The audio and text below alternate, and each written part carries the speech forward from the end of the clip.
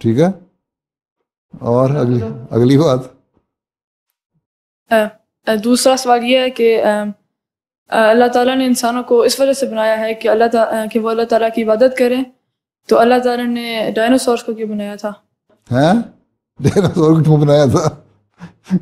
اچھا، اللہ تعالیٰ نے جو بہت ساری چیزیں بنائی، تم ڈائناسور کو کیوں بات کرتے ہو؟ پھر یہ کیوں نہیں کہتے کہ اللہ تعالیٰ نے شیر کو کس لیے بنایا تھا، کتے کو کس لیے بنایا تھا، بلی کو کیوں بنایا تھا، ہیں ڈک کو کیوں بنایا تھا، پیرٹ کو کیوں بنایا تھا، سانپ کو کیوں بنایا تھا؟ تو بہت ساری چیزیں ہیں، صرف ڈائناسور کی مثال تو نہیں نا.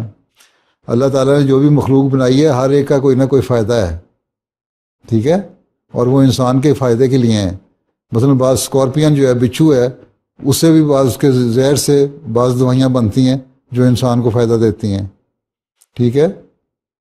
اسی طرح کہتے ہیں اسلام جو ہے سانپ ہے، سانپ کے اوپر کی جو کینچلی ہوتی ہے، اوپر ایک کچھ عرصے کے بعد وہ اوپر کی کھال اس کی اتر جاتی ہے، وہ کھال اتار دو تو وہ بھی نظر کے لیے سنا بڑی اچھی ہوتی ہے.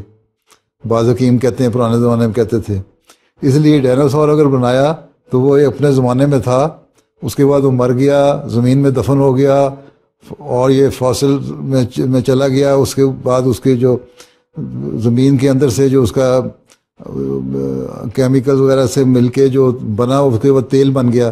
اب وہ ڈائناسور سے جو تیل بن رہا ہے، پٹرول بن رہا ہے، ڈیزل بن رہا ہے، اسے تم لوگ کاریں چلاتے ہو تو فائدہ تو ہو گیا نا ڈائناسور کا، کہ اس کے تیل استعمال کر رہے ہو تم آج کل، اپنی کاریں چلاتے ہو، پٹرول استعمال کرتے ہو، تو موج ہو گئی تمہاری. اس لیے بنا دیا تھا اللہ میاں نے کہ بعد میں کچھ ایسے لوگ آئیں گے جو اتنے ہزار سال کے بعد پیدا ہوں گے، جن میں ایک فاتح بھی ہوگا، ہیں.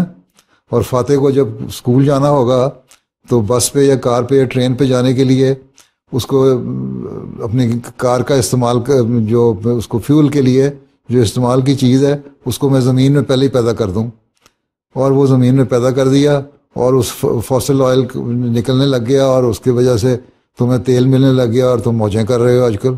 فائدہ تو ہو گیا نا ڈائناسور کا. ٹھیک ہے، ٹھیک ہے، چلو پھر جاؤ. جزاک اللہ.